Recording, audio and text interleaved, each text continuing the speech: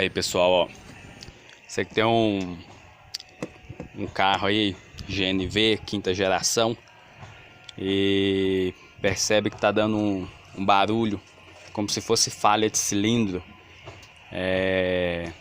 no seu carro quando passa pro gás. Na gasolina não faz barulho nenhum, mas quando passa pro gás fica estalando.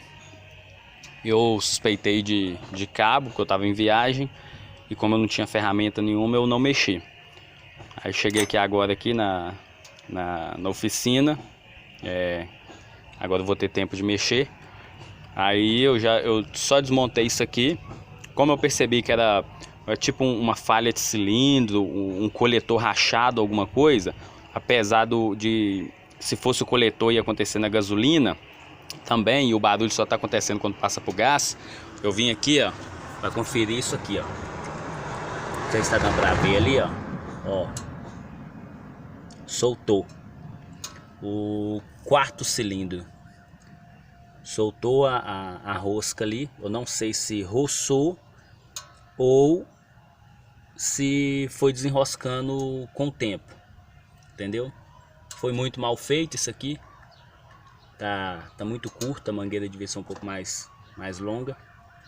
Aí fica a dica para vocês aí. Agora eu vou tentar enroscar e vamos ver se resolve.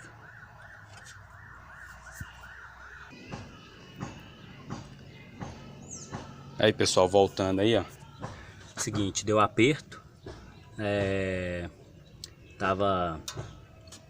Só desenroscou mesmo. E como desenroscou, eu fui conferir os outros todos bambos também. Tudo frouxo.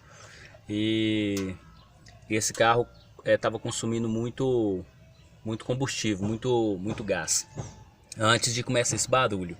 Então acredito eu que tava escapando gás aí, porque estava bem frouxo mesmo as outras conexões aí do sistema de gás.